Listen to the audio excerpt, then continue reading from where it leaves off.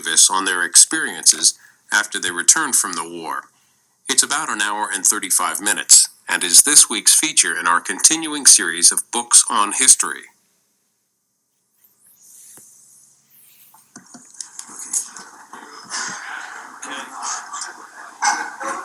If I could have your attention for a few minutes, we're going to introduce the author in a few words. I was wondering if everyone could come.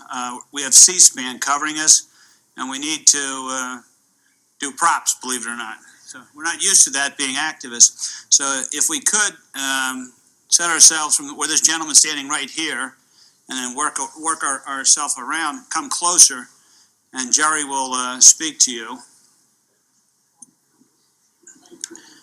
And some of the people will be invited from the audience to say a few words about their activism days. There's no police here. There is immunity while you're in this room. So, but Mahoney and Friedman, you guys don't worry about it. So you can relax. Where David is, I see a lot of these guys here. Victor over here. I will introduce myself. I am David Christian. I'm mentioned in the book. I've known Jerry about, 15 years. I never thought this would come to fruition, his book. It's a phenomenal accomplishment. Those of you that are mentioned in the book, everyone in this room, and probably 1,000 more people have been mentioned in reference to the days of activism. I remember I worked with Senator John Kerry.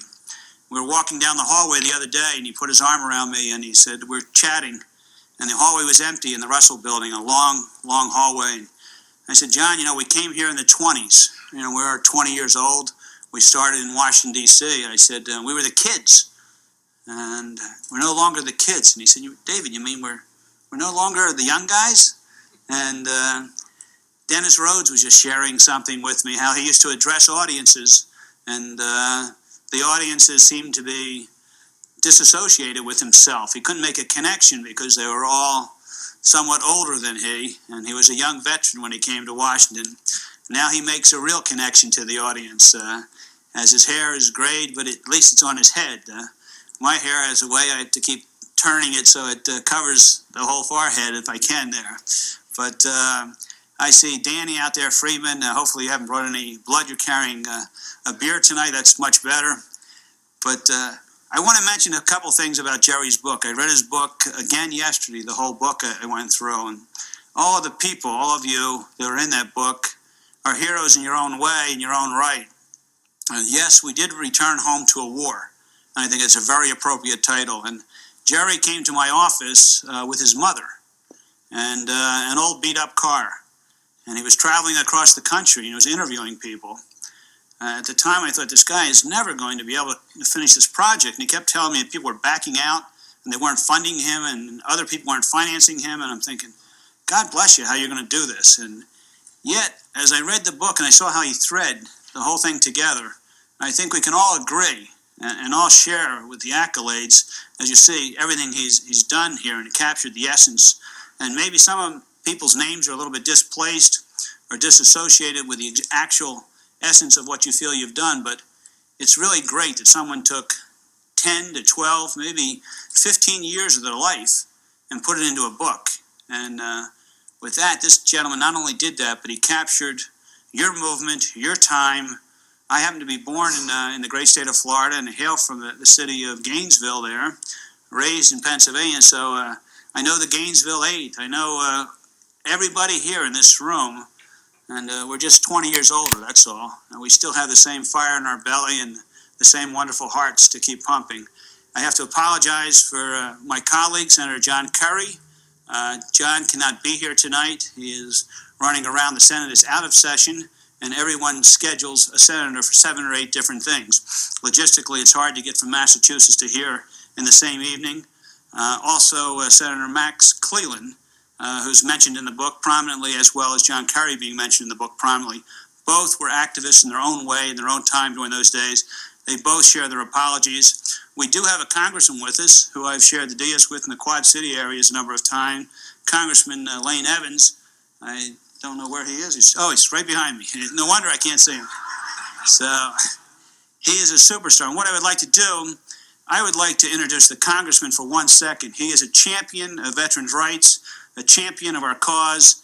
He's one of the people that are left here. If you remember, as we started out, there were a few people that came and joined us here on the Hill. And during that period of time, he was a young boy. And you can see that he's working hard. He's still a young boy. So if you get a job here that pays your bills, you can stay young. So I'd like to introduce the young Congressman, Lane Evans. Thank you very much, ladies and gentlemen.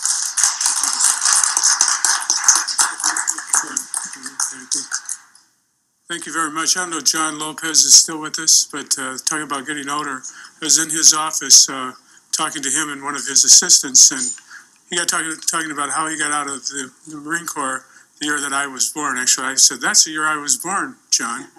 And then his assistant said, "Well, the year I was born, you got discharged from the Marine Corps."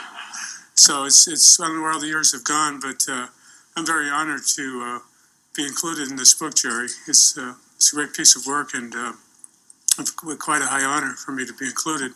The more you get seniority around this place, so the more bits you get in books and so forth, and I appreciate it very much. And but I hope I'm not like some of the guys here who first get the book to look at the index to see if they're mentioned in the index as well. So we have a story that has now been told.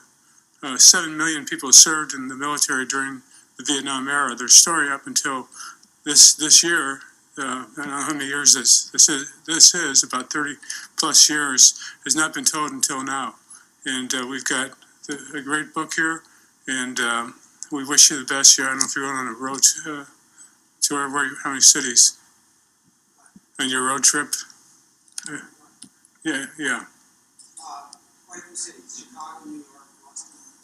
Okay. Down the west coast where I live. So yeah, I'll be in a lot of cities on this. This I'm told is sometimes the most grueling part of the process, going from city to city, and radio programs and television interviews. So good luck. It's easier than writing a book, let me tell you.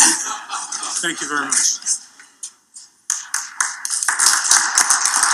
Thank you, Congressman. And with that, I think we should welcome the star of the evening here, and the new veterans activist, Gerald Nicosia. I hope I pronounced your name properly. So please join the audience and share with us your thoughts on how you did this history.